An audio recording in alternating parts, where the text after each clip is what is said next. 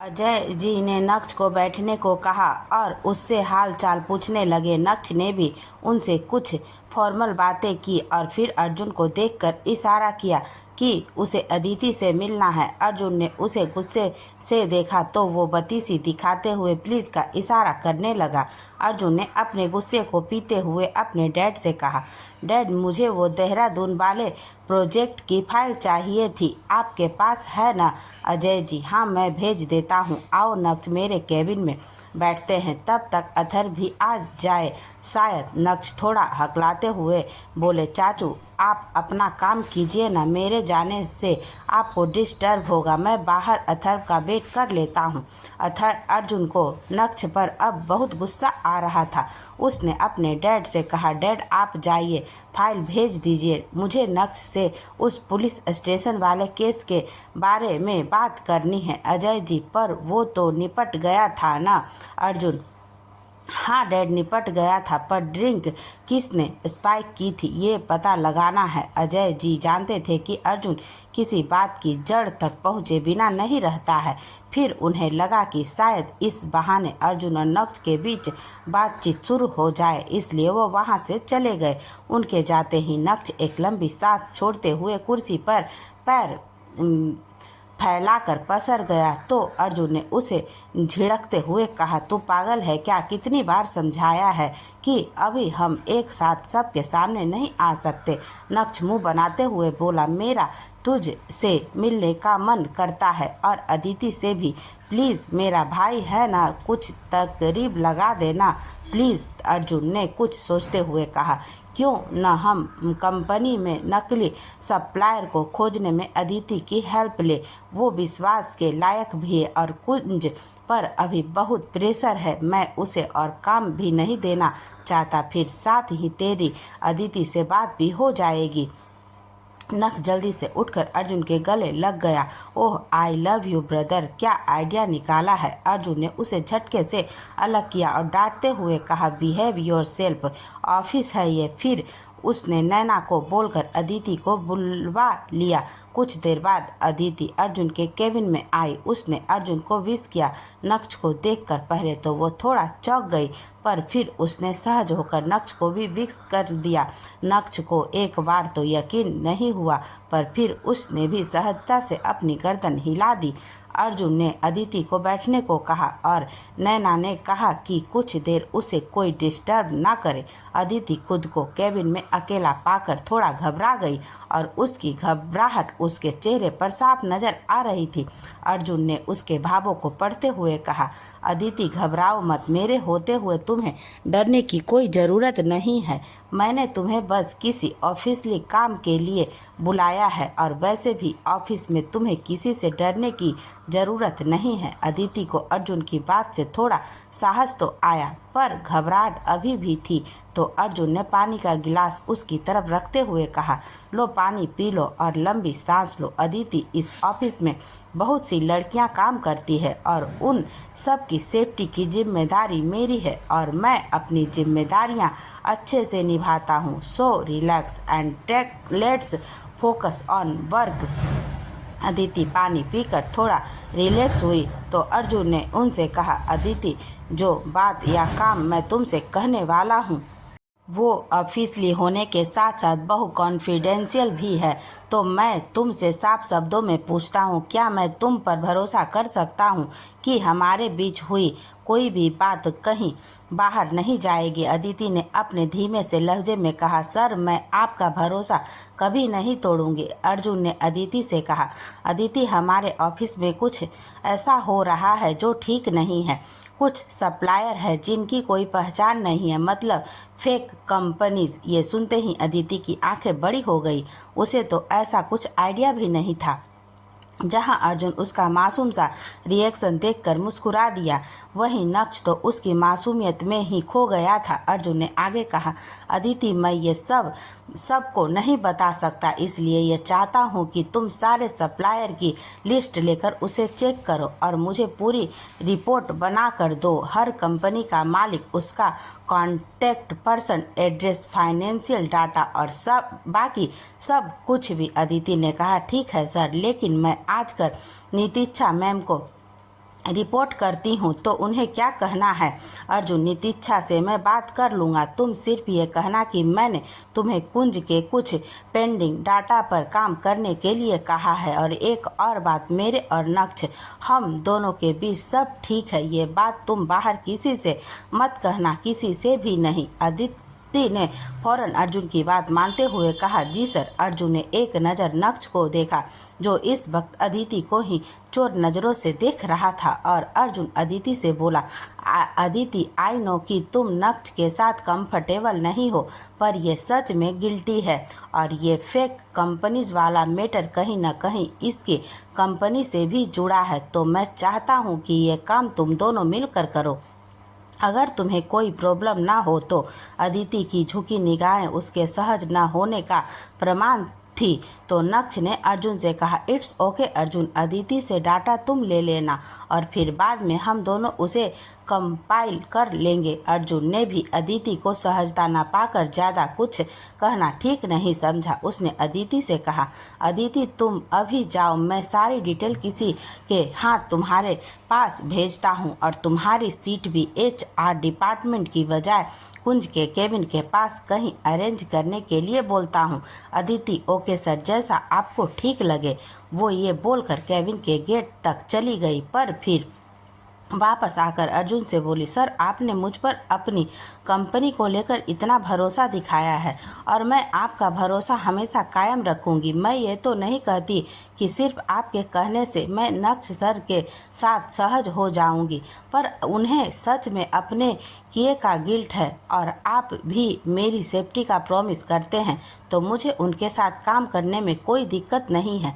फिर उसने नक्ष से कहा, सर मेरे पास आपका नंबर नहीं है तो मैं किसी जानकारी या काम के लिए आपको कैसे कांटेक्ट करूंगी। नक्ष को जैसे ही उसकी बात समझ आई कि वो उसके साथ काम करने को तैयार है, उसके चेहरे पर एक बड़ी सी मुस्कान आ गई। उसने तुरंत जेब से अपना कार्ड निकाला और अदिति को देकर कहा, इस पर मेरा नंबर है, you can call me any time. Aditi ने मुस्कुराते हुए कार्ड ले लिया। अर्जुन ने अदिति से कहा, मैं भी तुम्हारा भरोसा टूटने नहीं दूंगा, और अगर कभी गलती से ऐसा दिन आ भी गया तो उस दिन मैं खुद उसकी टांगें तोड़ दूंगा। अर्जुन की बात सुनकर नक्ष के चेहरे पर जो रिएक्शन आया उसे देखकर अदिति खुद को हंसने से रोक नहीं पाई। वो हंसते हुए बहुत ही प्यारी लग रही थी और नक्ष खुद को अदिति की ओर आकर्षित होने से नहीं रोक पा रहा था। दिल हो गया किसी का, अब रास्ता मिल गया खुशी का, आंखों में है ख्वाब सा किसी का, अब रास्ता मिल गया खुशी का, रास्ता नया रब्बा दिल छू रहा है, खींचे मुझे कोई डोर, तेरी और तेरी और तेरी और तेरी और, हाय रब्बा तेरी और तेरी और तेरी और तेरी और तेरी और तेरी और, हाय रब्बा तेरी और तेरी और तेरी और। अर्जुन नक्ष और अदिति के साथ केबिन में था, तभी किसी ने गेट नॉक किया। अर्जुन ने अंदर आने की इजाज़त दी तो नितिच्छा अंदर आई। उसके हाथ में एक फाइल थी। उसने अर्जुन को विश किया और उसे फाइल देते हुए कहा कि ये फाइल अजय अंकल ने भेजी है। नितिच्छा की नज़र जैसे ही नक्ष और अदिति पर पड़ी तो उसने नक्ष को भी हेलो कहा और अदिति को देखकर बोली, तुम यहाँ क्या कर रही हो? तुम्हें तो मैंने सारे एम्प्लॉय की क्वालिफिकेशन की लिस्ट बनाने को कहा था ना। अदिति के कुछ कहने से पहले ही अर्जुन ने नितिच्छा से कहा, नितिच्छा, अदिति आज से HR डिपार्टमेंट में काम नहीं करेगी, तुम उसका पेंडिंग काम किसी और को असाइन कर दो। नितिच्छा ने अर्जुन की बात को ना समझने के भाव से कहा, लेकिन ये तो।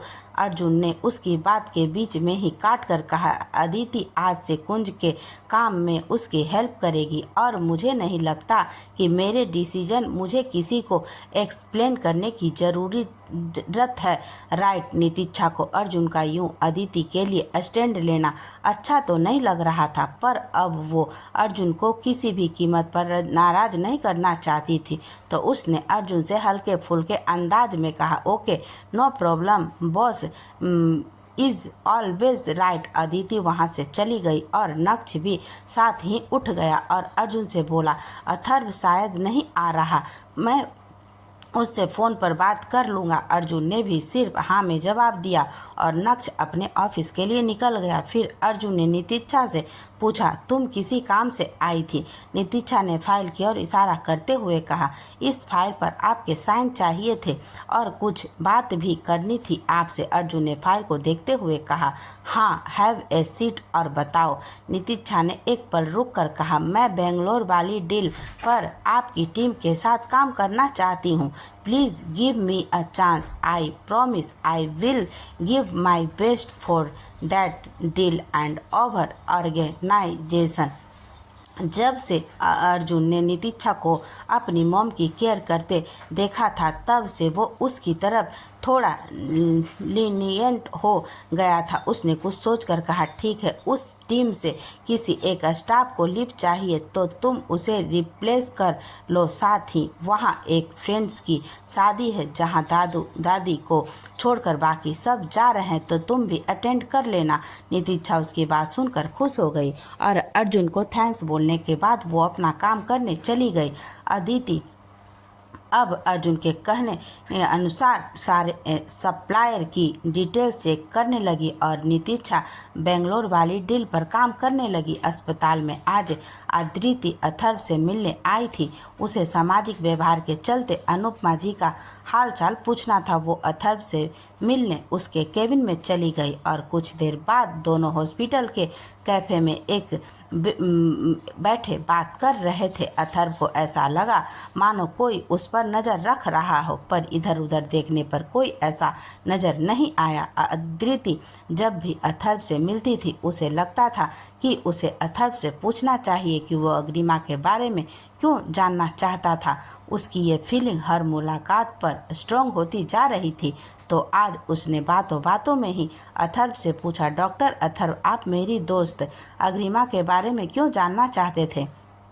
अथर्व ने हल्की सी मासूमियत के साथ कहा, अरे यार, वो लड़की ना मुझे अपने भाई अर्जुन के लिए बहुत पसंद आई थी, पर वो मैरिड है ना। अदिति को ये जानकर एक अनजानी सी खुशी महसूस हुई कि अथर्व अग्रिमा के बारे में अपने लिए नहीं बल्कि अपने भाई के लिए पूछ रहा था।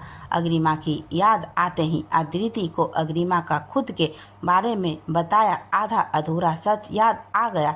उसने चेहरे पर भी एक अजीब सी मायूसी आ गई और उसने उदासी से अथर्व की ओर देखते हुए खोए से अंदाज में कहा, हाँ, मैरिड है भी और नहीं भी। अथर्व को उसकी बात समझ नहीं आई तो उसने कहा, मतलब मैं कुछ समझा नहीं। अथर्व का सवाल सुनकर अदिति को समझ आया कि उसने क्या कह दिया है और उसे ये नहीं कहना चाहिए था, पर अब उसने अथर्व से कुछ न छुपाते हुए उसे अग्रिमा का वो आधा अधूरा सच बता दिया कि उसकी शादी बचपन में ही हो गई थी, पर किसी कारण से उन दोनों का रिश्ता टूट गया और अब वो अकेली ही रहती है। अथर्व को ये कहानी एक पल के लिए सुनी हुई सी प्रतीत हुई। उसके दिमाग में उसे तुरंत आगाह किया, कहीं अग्रिमा ही वो पंचायत वाली लड़की, पर ये कैसे? और अगर ऐसा है तो उसने कुछ बताया क्यों नहीं? अदिति ने आगे कुछ कहना चाहा, पर अथर्व ने उसकी बात न सुनकर उससे पूछा, अग्रिमा का पूरा नाम क्या है? अदिति ने थोड़े संयोग के साथ कहा, वो कभी अपना पूरा नाम नहीं लेती, कहती है पिता का नाम शादी से पहले उसका हक था और शादी के बाद पति का नाम उसके हक में होना चाहिए था, पर अब न पिता का नाम उसका है और न पति का नाम, इसलिए वो खुद को सिर्फ अग्रिमा ही कहती है। अदिति की बातें अथर्व को सोचने पर मजबूर कर रही थी। अथर्व ने अपने शक को दूर करने के लिए अदिति से फिर से पूछा, और उसकी फैमिली और घर, आई मीन कौन से शहर से है वो? अथर्व को इतनी इंक्वायरी करते हुए अदिति को एक बार फिर से अजीब लग रहा था, तो उसने अथर्व से पूछा, क्या बात है डॉक्टर अथर्व, आप अग्रिमा के बारे में इतना कुछ क्यों जानना चाहते हैं? अगर आप अभी भी अपने भाई के बारे में सोच रहे हैं तो ये ठीक नहीं है। बेशक वो अपने हस्बैंड से अलग रहती है, पर फिर भी आपके भाई किसी ऐसी लड़की से शादी नहीं करना चाहेंगे जो पहले से शादीशुदा हो। अथर्व को अब लगा कि उसने कुछ ज़्यादा ही पूछताछ कर ली, तो उसने सॉरी फील करते हुए कहा, सॉरी यार, मेरा ऐसा कोई इंटेंशन नहीं है, वो तो बस खैर छोड़ो। और ये क्या डॉक्टर अथर्व लगा रखा है? We are friends, so don't be formal, you can call me Atharv. Aditi को यह सुनकर काफ़ी अच्छा लगा। उन दोनों ने कुछ देर तक एक दूसरे से बात की और फिर अपने अपने काम के लिए निकल गए। शाम को घर जाते वक्त अथर्व को काफ़ी लेट हो गया था। वो हॉस्पिटल से बाहर निकला तो देखा बहुत जोर से बारिश हो रही थी। उसे बाहर देखते ही उसके सुरक्षा में तैनात गार्ड्स में से एक उसके लिए छाता लेकर आ गया। अथर्व ने उसे देखकर कहा, यार तुम लोग ना मेरी सिक्योरिटी के लिए हो तो वही किया करो, ये इतने प्रीमियम ट्रीटमेंट की आदत नहीं है मुझे, ये सब अर्जुन को ही सूट करता है। गार्ड उसकी बात सुनकर मुस्कुरा दिया और बोला, सर आप बहुत अच्छे इंसान हैं। अथर्व मुस्कुराते हुए, छोड़ो यार चलो जल्दी, तुम भी भीग रहे हो। अथर्व अपनी गाड़ी में बैठकर घर के लिए निकल गया और गार्ड्स की गाड़ी उसके पीछे थी। रास्ते में एक सड़क किनारे रुकी हुई गाड़ी के पास खड़ी भीगी हुई अदिति को देखकर अथर्व ने अपनी गाड़ी रोक दी और गाड़ी से उतरकर उसके पास गया। अथर्व ने अपनी गाड़ी इतनी जल्दी रोकी कि गार्ड्स जब तक अपनी गाड़ी रोकते वो सिग्नल क्रॉस कर चुके थे। ट्रैफिक भी अच्छा खासा था तो उन्हें अपनी गाड़ी अगले चौक से घुमाकर लानी पड़ती, इसलिए उन्होंने तेजी से अपनी गाड़ी आगे बढ़ा दी। दो गार्ड्स वहीं उतर गए थे और वो लोग अथर्व की ओर बढ़ गए।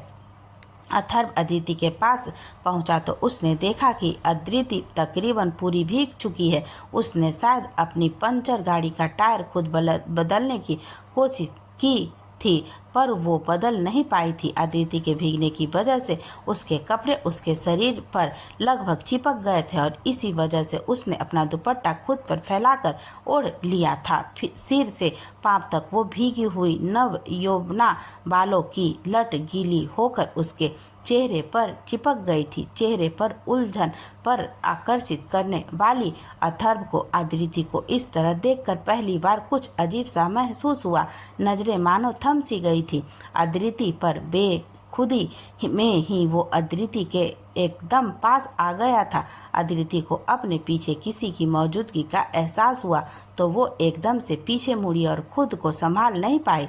वो लड़खड़ा गई और अथर्व ने आगे बढ़कर उसकी कमर में हाथ डालकर उसे गिरने से बचा लिया, पर वो दोनों अब एक दूसरे के बहुत करीब आ गए थे। अदिति ने भी गिरने से बचने के लिए अथर्व की शर्ट को उसके सीने पर से पकड़ लिया था। अदिति की आंखें डर और घबराहट से बंद थी और अथर्व की नजरें उसके चेहरे पर जो डर, घबराहट और उलझन के बावजूद भी कोशिश से भरा था।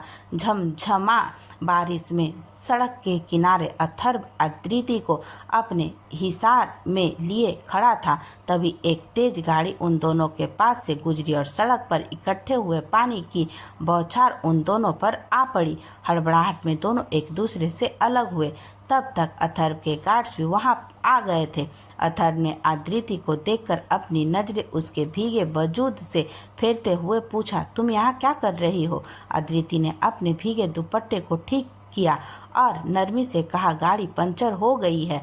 अथर्व ने आराम से कहा, चलो मैं ड्रॉप कर देता हूँ, तुम्हारी गाड़ी मेरे गार्ड्स ले आएंगे।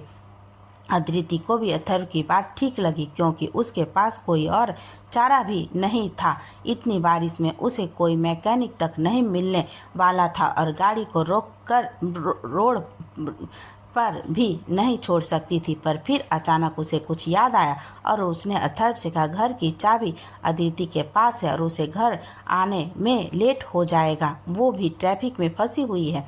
अथर्व, इट्स ओके, हम तब तक मेरे घर चल सकते हैं। प्रताप मेंशन यहाँ से पास में है और तुम पूरा भीग भी चुकी हो तो घर चलना ही बेहतर होगा। अदिति अथर्व के घर जाने में थोड़ा झिझक रही थी तो उसने कहा, पर आपके घर में कैसे?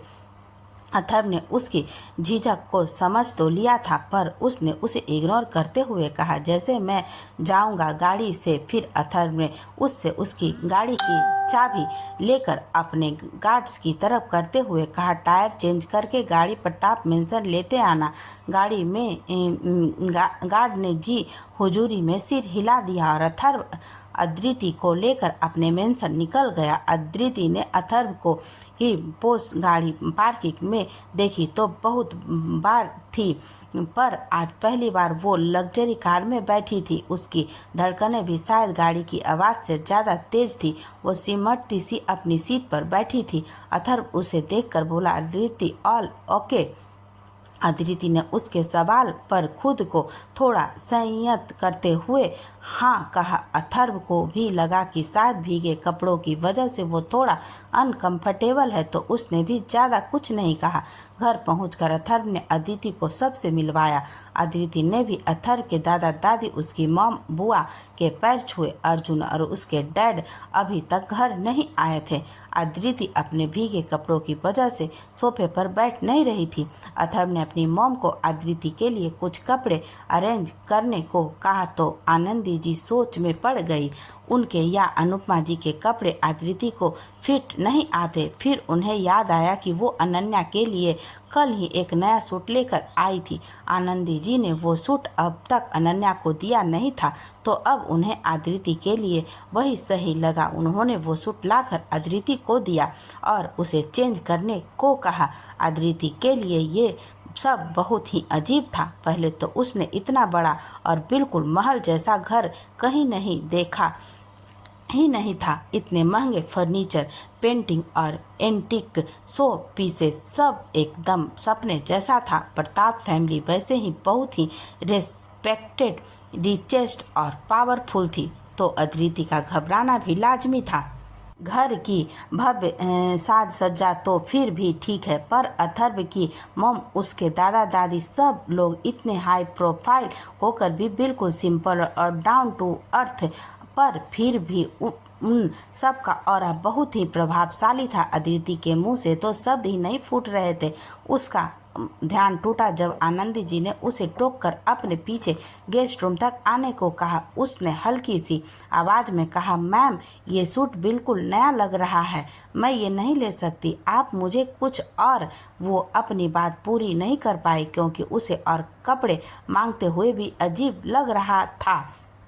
आनंदी जी उसकी बात समझ गई थी, तो उन्होंने प्यार से कहा, बेटा तुम अथर्व की दोस्त हो तो मेरे लिए बेटी जैसी ही हो, तो डोंट बी फॉर्मल। चलो कपड़े चेंज कर लो, नहीं तो ठंड लग कर बीमार पड़ जाओगी। अदिति की हिम्मत ही नहीं पड़ी कि वो दोबारा मना कर पाए। वो चुपचाप आनंदी जी के साथ गेस्ट रूम में चली गई और कुछ देर बाद नहाकर कपड़े चेंज करके आ गई।